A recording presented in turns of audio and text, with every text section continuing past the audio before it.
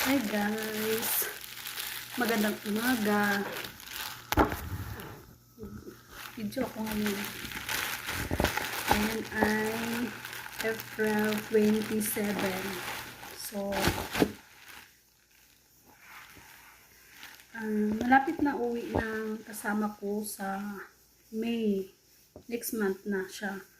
Baka sabi ng amo kong babae, baka bibili na siya ng ticket para sa kasama ko by ngayong weekend na to, sabi niya sa akin.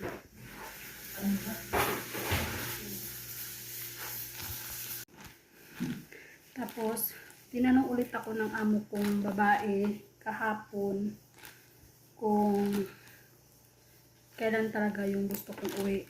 Sabi ko sa kanya, June, katapusan ng June. Kung pwede katapusan ng June, uwi na ako. May ticket na ako pa uwi. Tapos sabi niya sa akin, okay, total wala na rin daw siyang pasok. Sabi niya ganun. Kasi teacher yung amo ko. Wala na daw siyang pasok sa school. To, sabi niya sa akin kahapon, baka ngayong first week ng May, bibili na siya ng ticket sa kasama ko. Pero hindi ko alam kung kasama na rin ako doon, bibilihan niya ng ticket.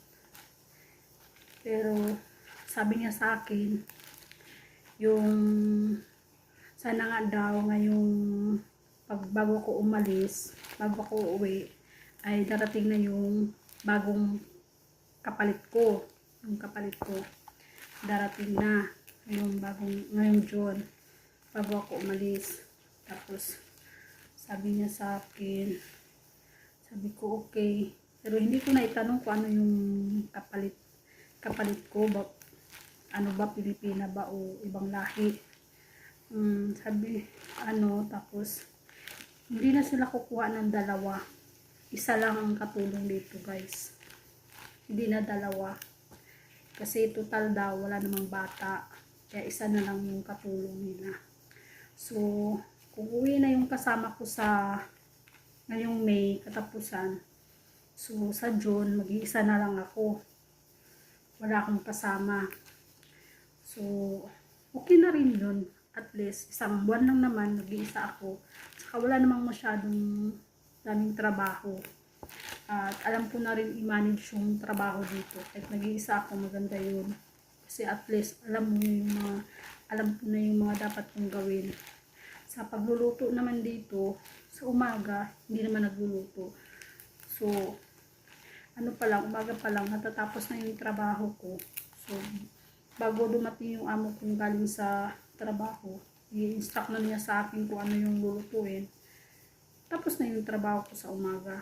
Sa kusina naman, so madali lang i-manage kasi maliit lang yung bahay.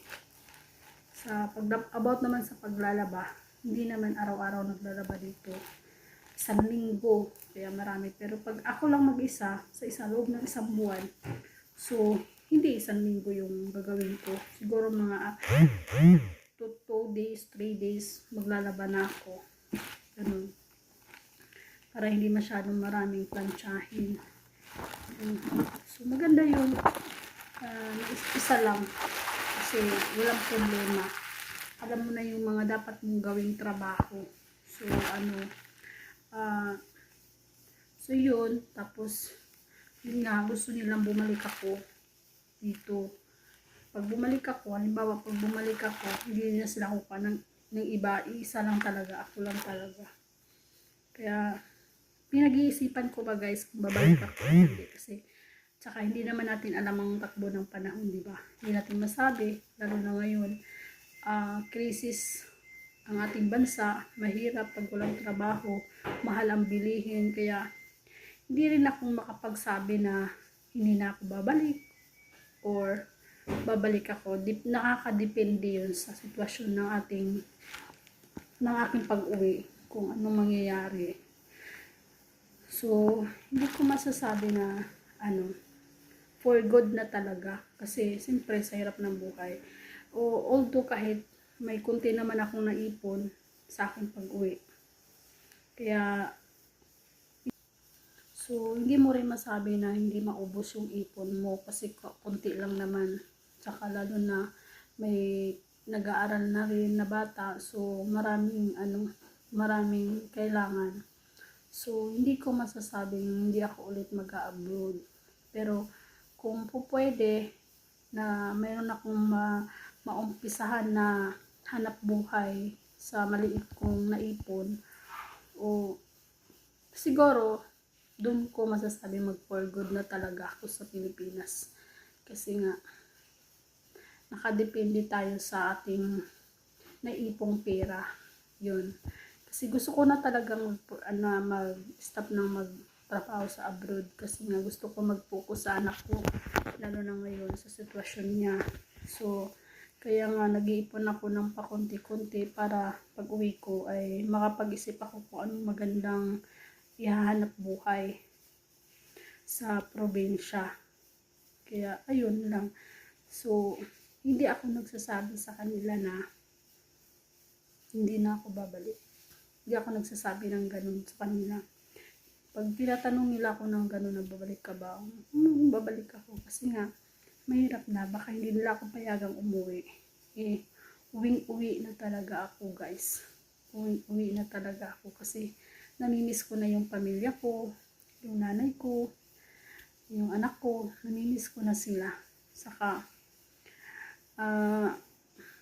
basta, gusto ko na pagod na rin ako. Although kahit hindi man masyadong maraming gawain, pero napapagod din ang katawan. Kaya, ayun lang guys. Kaya, yun na mag-iisa ako ng 1 buwan dito. Walang kasama. Maganda yun, magkaroon ka ng peace of mind. Wala ka ng pag-iisipin na may kasama kapag may kasama ka kasi yung trabaho mayroon kang meron kang inaasahan na ito gagawin niya tapos hindi pala yung ganun. Maganda rin yung mag-iisa. Masarap mag-iisa na subukan ko na yun dito sa Middle East na mag-iisang magtrabaho. Masarap sa feeling na mag-iisa kasi na ma-manage mo yung trabaho mo araw-araw. Kaya at nalalaman ng amo mo kung paano ka magtrabaho talaga ng maayos. Pag ikaw nag-iisa, nakikita nila yun kung anong klaseng trabaho ang ginagawa mo. Kaya doon mo makikita na gusto ka ng amo mo. Gusto ka talaga ng amo mo kasi nakita nila yung trabaho na habang nag-iisa ka, wala kang kasama, na ma-manage mo lahat yun. Kung paano ka magtrabaho ng maayos, diba? Kaya ayun lang guys, na-share ko sa inyo yung update ng trabaho ko dito. Thank you.